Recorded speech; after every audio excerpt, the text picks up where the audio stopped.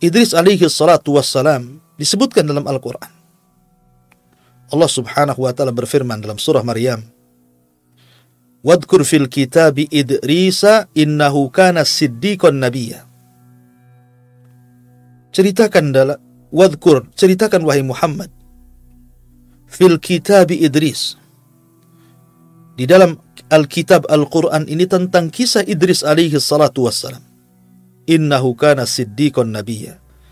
Sesungguhnya Idris adalah orang yang sangat jujur dan dia adalah seorang nabi. Wa rafa'nahu makanan 'aliyya. Dan kami angkat Idris ke tempat yang paling tinggi. Anda harus tahu bahwa Allah subhanahu wa ta'ala ketika mengutus para nabi dan rasul itu cukup banyak berdasarkan hadis Abi Dzar yang bertanya kepada Nabi Shallallahu Alaihi Wasallam tentang jumlah para nabi dan juga jumlah para rasul. Sehingga Nabi SAW menjelaskan bahwa adadul anbiya, jumlah para nabi itu 120.000 dan jumlah rasul itu 315. Tetapi Al-Quranul Karim tidak menyebutkan semuanya. Walaupun demikian kita harus beriman kepada para nabi yang disebutkan dalam Al-Quran yang jumlahnya 25 nabi dan rasul, ataupun yang tidak disebutkan dalam Al-Quran yang jumlahnya 120.000 nabi dan 315 rasul. Dan itu akidah ahli sunnah. Walaupun yang kita kenal, yang kita harus imani adalah 25 nabi dan rasul karena namanya dicantumkan dalam Al-Quran, di mana 15 secara nama tercantum dalam surah Al-An'am dan sisanya sampai 25 nabi dan rasul tercantum dalam beberapa surat di dalam Al-Quranul Karim. Lah para nabi ini ada yang dikisahkan secara utuh, detail, lengkap, seperti kisahnya Nabi Musa alaihi salatu wassalam, dan itu kisah terbanyak sampai Allah sebutkan 133 lebih tentang kisah Nabi Musa dalam Al-Quran. Dan itu kisah paling detail dalam Al-Quran, kisah Nabiullah Musa alaihi salatu wassalam. Kemudian juga kisah Ibrahim alaihi salatu wassalam, cukup detail. Disebutkan masa remajanya sampai kepada masa tuanya. Tapi ada juga nabi itu tidak disebutkan secara rinci, hanya disebutkan kisah globalnya. Seperti kisah Nabi Saleh, Nabi Syuaib, dan nabi-nabi yang lainnya. Tapi ada nabi juga sama sekali kisahnya hanya cuplikan saja. Seperti kisah Idris tidak disebutkan bagaimana masa kecilnya, masa remajanya, sampai tuanya. Hanya Allah mengatakan, "Wadhkur fil kitabi Idris, innahu kana siddiqan nabiyya wa rafa'nahu makanan 'aliyya." Hanya isyarat saja. Sebutkan ya Muhammad di dalam Al-Quran tentang kisah Idris. Sungguhnya dia seorang yang jujur dan seorang nabi dan kami angkat di tempat yang paling tinggi. Tapi ada juga yang disebutkan namanya tapi tidak ada kisahnya. Seperti Dzulkifli, Al-Yasa, dan beberapa para nabi. Walaupun demikian tetap kita mengacu kepada Al-Quran dan Sunnah yang sahih tentang kisah para nabi dan rasul. Walaupun disisipkan tentang kisah Israiliyat, tentu kisah-kisah yang tidak bertentangan dengan Al-Quran dan Sunnah, karena Nabi SAW bersabda, "Hadithu an Bani Israel wala haraj." Ceritakan tentang kisah Bani Israel, dan itu tidak mengapa selama tidak bertentangan dengan Al-Quran dan Sunnah. Ada perselisihan para ulama tentang siapa Idris. Ada yang mengatakan bahwa Idris itu adalah Ilyas. Jadi Idris dengan Ilyas itu sebenarnya satu orang. Ada yang mengatakan Idris, ada yang mengatakan Ilyas. Sebagaimana Imam Al-Bukhari menyebutkan dari Abdullah bin Mas'ud radhiyallahu anhu dan juga Abdullah bin Abbas radhiyallahu anhuma, anna Ilyasa huwa Idris. Bahwa Ilyas adalah Idris. Menunjukkan bahwa Idris dengan Ilyas itu satu orang sebenarnya. Dan dari Anas bin Malik radhiyallahu an dalam peristiwa Isra dan juga Mi'raj ketika Nabi SAW kan berjumpa dengan Idris, maka Idris mengatakan kepada Nabi SAW, "Marhaban bi akhin salih wan nabiyyin salih." Selamat datang wahai saudaraku yang saleh dan nabiku yang saleh. Dan dia tidak mengatakan seperti yang dikatakan Adam dan Ibrahim, mengatakan marhaban bin nabiyyin saleh wal ibni saleh. Selamat datang wahai Nabi yang saleh dan anakku yang saleh. Maka ini juga cerita bahwa Nabi SAW berjumpa dengan Idris. Dan ada yang mengatakan sekali lagi bahwa Idris adalah Ilyas, tetapi pendapat yang kuat wallahu alam bahwa Ilyas sendiri dan juga Idris sendiri, dan itu yang dikuatkan oleh Imam Ibnu Katsir rahimahullahu taala, wa anna Ilyas laisa huwa Idris, bahwa Ilyas itu bukan Idris. Ilyas sendiri, Idris sendiri, artinya Ilyas ada kisahnya, Idris juga ada kisahnya yang sekarang sedang kita ceritakan. Ma'asyiral muslimin yang dimuliakan Allah Azza wa Jalla, sebenarnya Idris itu dilahirkan ketika Adam alaihi salatu wassalam masih hidup. Ada yang mengatakan ketika Adam berusia cukup tua, di mana Idris berjumpa dengan Adam itu sekitar 120 tahun sebelum meninggal Adam alaihi salatu wassalam. Ada yang mengatakan 308 sebelum meninggalnya Adam alaihi salatu wassalam, Idris lahir. Artinya bahwa Idris masih berjumpa dengan Adam alaihi salatu wassalam. Karena Adam itu juga diberikan usia cukup panjang. Ada yang mengatakan usianya 1000 tahun, tapi kemudian dikurangi menjadi 960 tahun, karena yang 40 tahunnya diberikan kepada salah satu umatnya yang sangat menakjubkan Adam dalam mimpinya, dialah Daud alaihi salatu wassalam. Nanti akan sampai kisahnya. Tapi yang jelas bahwa Nabiullah Idris alaihi salatu wassalam diberikan oleh Allah subhanahu wa ta'ala kecerdasan. Maka disebut Idris dari kalimat dirasah.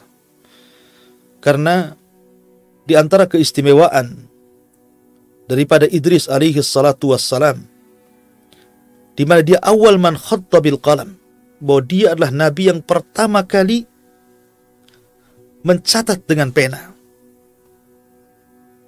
Jadi dia orang yang pertama kali mencatat dengan pena. Dan juga diberikan ilmu yang luas dan luar biasa. Dia suka membaca. Lah Idris alaihi salatu wassalam ketika melihat kemungkaran dari kaumnya Qabil yang semakin hari semakin rusak kondisinya, maka Idris pun kemudian mulai mengumpulkan kaumnya, kemudian mengajak berjihad untuk menumpas kemungkaran yang ada pada kaumnya Qabil. Dan dialah nabi yang pertama yang melakukan jihad, nabi pertama yang menawan, dan nabi pertama yang mengambil harta rampasan perang. Tetapi harta rampasan perang sejak zaman Idris alaihi salatu wassalam sampai Nabi Isa alaihi salatu wassalam belum dihalalkan. Jadi mereka hanya mengambil harta itu, kemudian diserahkan kepada Allah Azza wa Jalla dengan cara diletakkan di bukit-bukit dan gunung-gunung. Kemudian akan datang api yang menyambar. Kalau seandainya harta itu disambar api, dilahap api, kemudian hangus dan habis, menunjukkan jihadnya diterima. Artinya jihadnya karena Allah subhanahu wa ta'ala. Tapi kalau sebaliknya, maka jihadnya masih dipertanyakan keikhlasannya. Tapi di zaman Nabi SAW, harta rampasan perang itu dihalalkan untuk dimanfaatkan. Makanya Nabi SAW mengatakan, wa uhillat liyal ghanaim, dihalalkan kepadaku untuk memanfaatkan harta rampasan perang. Maka Nabi SAW berhak mendapatkan 1/5 dari harta rampasan perang, khumus. Maka Idris alaihi salatu wassalam berusaha untuk memperbaiki kondisi, berjihad, melawan kemungkaran. Dan siapa yang tidak ikut ajarannya ditangkap dan jadi tawanan, dan hartanya dirampas. Akhirnya setiap hari banyak orang yang sadar kembali ke jalan yang benar. Dari situlah maka Allah subhanahu wa ta'ala menghadiahi Idris bahwa dia setiap hari amalannya akan diangkat sebanyak umat yang didakwahinya. Maka Idris alaihi salatu wassalam pun kemudian meminta kepada Allah subhanahu wa ta'ala untuk ditangguhkan usianya. Setelah dia mendapatkan kabar, dia mendapatkan pahala sebanyak kaumnya, kebaikan kaum yang dakwahinya, maka dia ingin diperpanjang usianya supaya makin banyak lagi kebaikan yang akan diangkat ke hadapan Allah subhanahu wa ta'ala. Ada juga kisah tentang kematian Idris alaihi salatu wassalam. Ketika Allah Subhanahu wa taala berfirman, "Wa rafa'nahu makanan aliyya," kami angkat Idris ke tempat yang tinggi. Maka ada kisah Israiliyat bahwa ketika Idris alaihi salatu wassalam, sebagaimana dikatakan oleh Ka'ab al-Akhbar, ketika Allah Subhanahu wa taala mewahyukan kepadanya bahwa dia akan mengangkat setiap hari pahala seluruh amalan Bani Adam. Kemudian Idris pun berdoa kepada Allah Azza wa Jalla untuk ditangguhkan usianya agar jangan cepat diwafatkan. Berjumpalah Idris dengan malaikat Jibril. Kemudian dia meminta kepada Jibril untuk dipertemukan dengan malakul maut. Maksudnya supaya Idris bernego dengan malakul maut agar jangan dulu dicabut nyawanya dan agar ditangguhkan usianya. Maka kemudian Idris pun diangkat oleh Jibril ke langit. Kemudian sesampainya di langit yang keempat, tiba-tiba malakul maut sudah menunggu di situ. Jibril pun heran, kenapa malaikat maut sudah ada di situ? Maka Jibril bertanya, "Kenapa engkau sudah di sini?" Maka malakul maut mengatakan bahwa Allah memerintahkan aku untuk mencabut nyawa seorang manusia di langit ini. Aku pun heran, mana ada manusia di sini? Rupanya di situ ada Idris yang dibawa oleh Jibril. Subhanallah. Idris ingin meminta tangguhan usia, sementara malakul maut diperintahkan Allah untuk mencabut nyawa Idris. Itulah kematian. Apabila datang kematian, maka tidak ada yang mampu mencegahnya. Walaupun kita berusaha untuk membentengi diri kita, rumah kita, tetap saja. Walau kuntum fi burujim musayyadah, aina ma takunu yudrikumul maut, walau kuntum fi burujim musayyadah. Dimanapun kau berada, kematian itu pasti akan menjemput dirimu, walaupun kau bentengi rumahmu, dirimu, dengan apapun benteng, tetap saja kematian itu akan menjemput siapapun. Kalau sudah datang takdirnya, la yastakhiruna sa'atan wa la yastaqdimun. Tidak mungkin mundur, tidak mungkin maju. Kullu nafsin dha'iqatul maut, setiap jiwa pasti akan mati. Ada yang mengatakan seperti itu, bahwa Idris meninggal di langit keempat, dan itu makna ayat wa rafa'nahu makanan aliyya, dan kami angkat Idris ke tempat yang tinggi. Tapi ini kisah Israiliyat. Tapi ada juga yang mengatakan bahwa Idris tidak meninggal di langit, Idris meninggal di bumi. Karena semua manusia meninggal di bumi. Sebagaimana Adam alaihi salatu wassalam diturunkan dari sorga, supaya dia meninggal di bumi. Adapun Isa alaihi salatu wassalam diangkat ke langit. Dia akan diturunkan kembali di akhir zaman dan akan meninggal di bumi. Jadi semua manusia akan meninggal di bumi. Tidak ada satupun manusia akan meninggal di langit. Tapi ini masalah khilaf para ulama. Tapi yang jelas bahwa kisah Nabi Syith dan kisah Nabi Idris alaihi salatu wassalam, kedua nabi ini berusaha untuk memperbaiki kaumnya, memperbaiki bagaimana umatnya kembali ke jalan Allah Subhanahu wa ta'ala. Namun perlu dicatat bahwa di zaman itu belum ada penyimpangan akidah sama sekali. Belum ada. Jadi penyimpangan mereka itu hanya melakukan dosa besar, pembunuhan, kemudian perzinahan, kemudian munculnya alat-alat musik, ya, kemudian juga menampakkan aurat, ikhtilat, dan yang semacamnya. Tapi mereka semua masih mentauhidkan Allah, baik kaumnya Qabil ataupun kaumnya Sis alaihi salatu wassalam. Sampai pada waktunya ketika Idris alaihi salatu wassalam meninggal dunia. Dan Idris ajarannya masih dipegang oleh anak turunannya. Sampai kepada ada satu keluarga yang disebut dengan keluarga Wud, atau Quran menyebutnya Wad, memiliki beberapa anak. Ada Yaghus, ada Ya'ub, ada Nasr, yang disebutkan di dalam surah Nuh, la tadarunna waddan wala suwa'an wala yaghutha wa ya'uqa wa nasra. Jadi keluarga Wud ini adalah umatnya Idris alaihi salatu wassalam yang paling soleh yang tersisa kala itu. Baik, dermawan, cerdas, saleh, dicintai umatnya. Sampai akhirnya kemudian Wud pun meninggal dunia.